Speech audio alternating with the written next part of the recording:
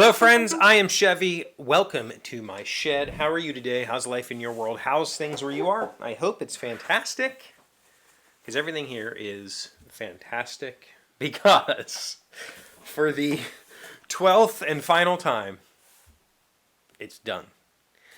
Yesterday, I got to playtest both Dungeon Rummy and the train game, Rival Rails.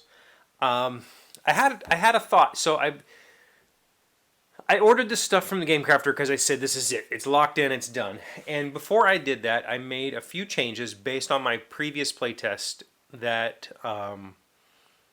were untested. But I was like, you know what? That's fine. I know it's going to work. It'll be fine.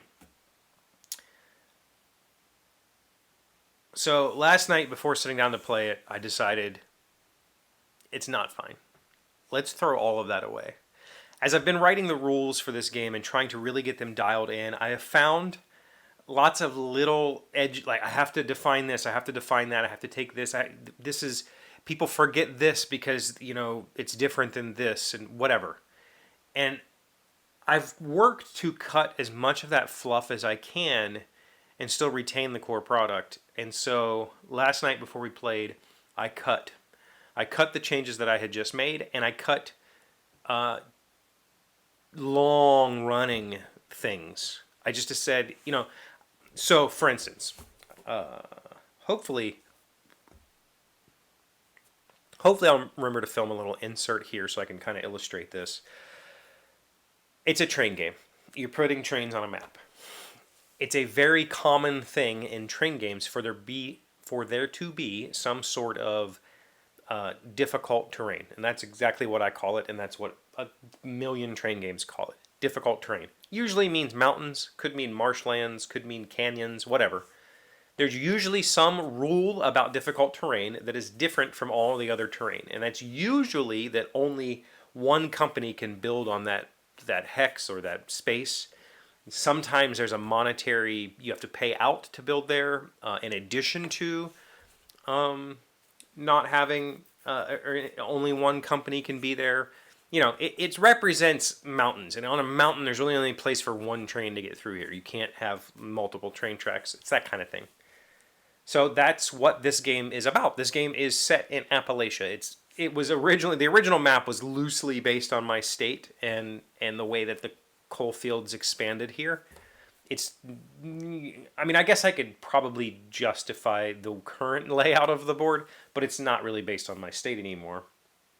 But the idea is that the trains here followed a lot of river valleys because that was like the easiest path. They didn't have to cut through mountains a lot and, you know, tunnels and all that sort of stuff. So they just followed the river valleys.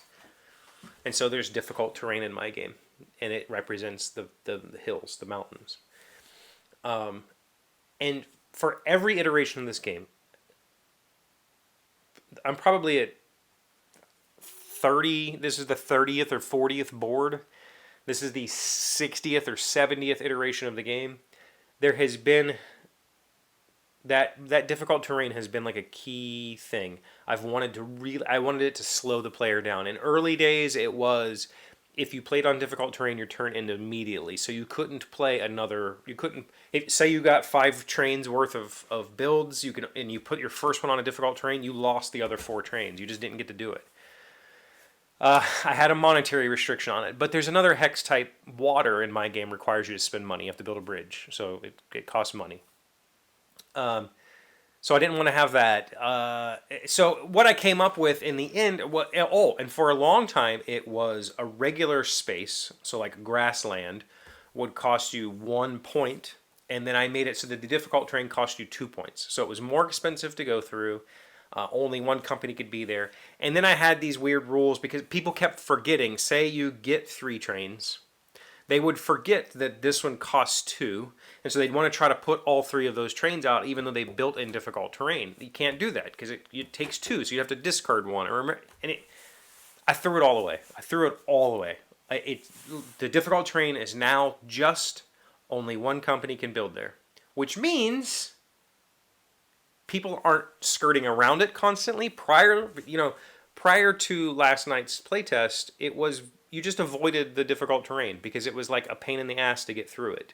And now it's not that you avoid it, It's that you can use it to cut people off and force them to spend a bunch of time building, or you can cut your opponent off from regions and force them to build around. It worked so much better. So, the change that I had made previously was that difficult terrains can only hold one, and every other space could hold two trains. So it was like I really shrunk the game. Like I restricted everything because I had come up with this neat little mechanic of you had this yield sign that you could put on the board, and that yield sign was like if I started a train route and didn't finish it, I could put my yield sign there, which means you can't finish it. So you can't use that. And so it was a way to allow you to build over multiple turns. Through and writing those rules, explaining what a non-completed route versus a completed route, I hated it. And so before we sat down last night, I said, listen, I know I made these changes after our last play. I'm throwing it all away. Let's just go with one train per space on the board, difficult terrain, whatever. And just let's go. I mean, let me take that back. One train on difficult and every other space can hold 5. Let's just play and see what happens. And it was fantastic. It worked wonderfully. It was smooth. It felt good.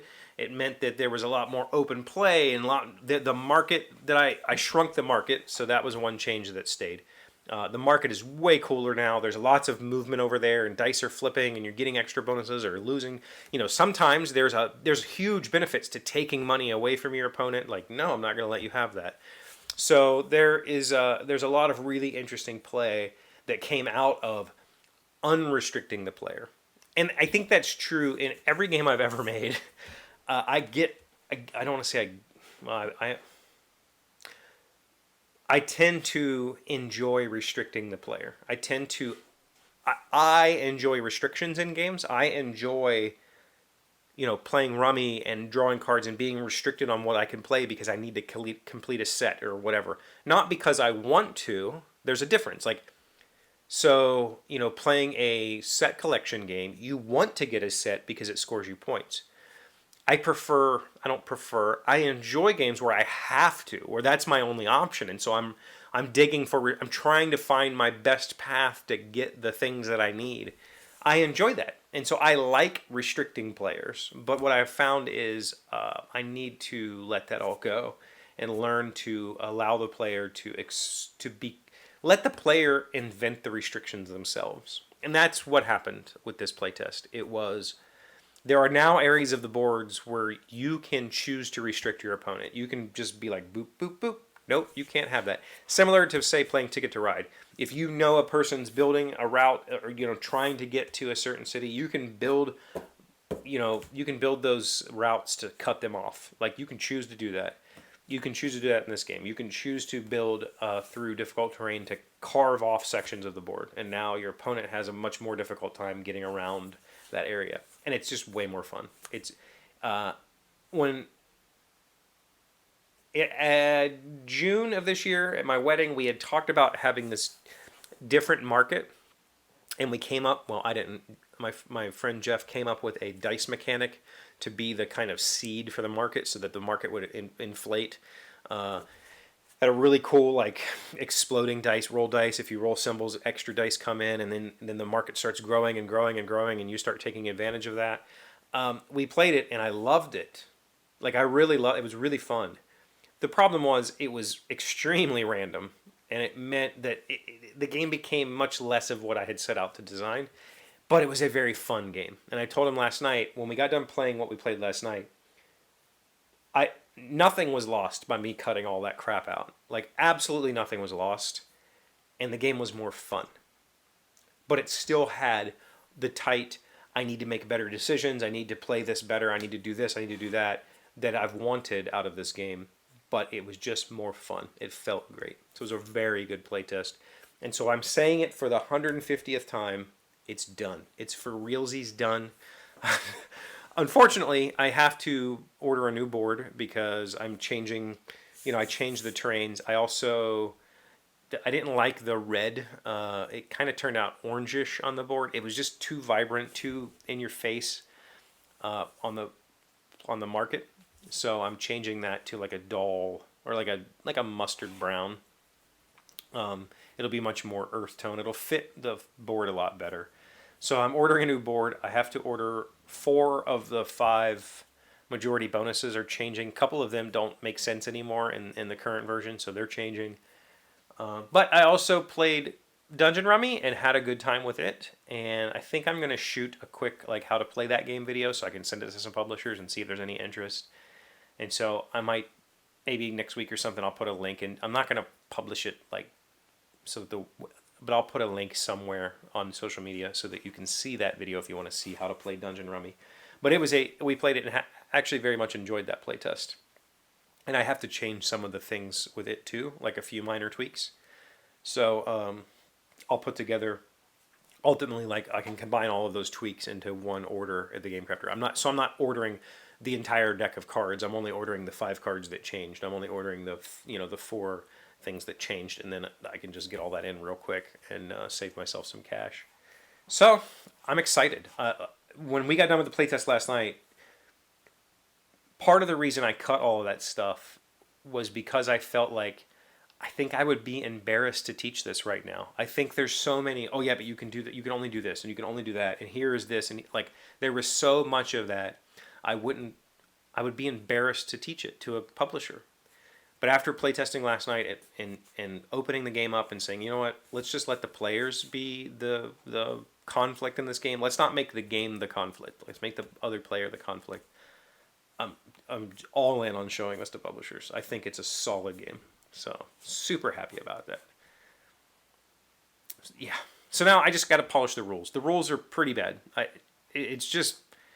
didn't use a lot of reference for these rules. I just tried to write them, and I don't think it does a very good job of explaining the game, so I have to figure out how to make that work.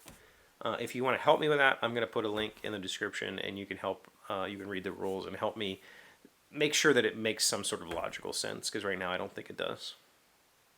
Okay, so I've got a lot going on this weekend. What do you got going on?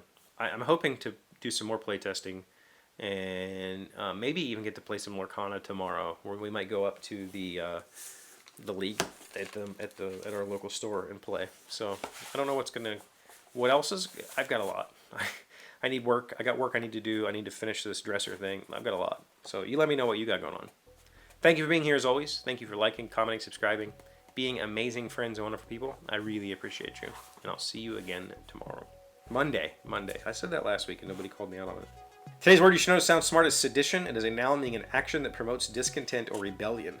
In an act of childish sedition, Alex quit the club after we refused to play a round of golf with him. Sedition, S-E-D-I-T-I-O-N. Is it not more... Okay. I mean, I guess it does... The definition is correct. I think sedition is a strong word to use in that example.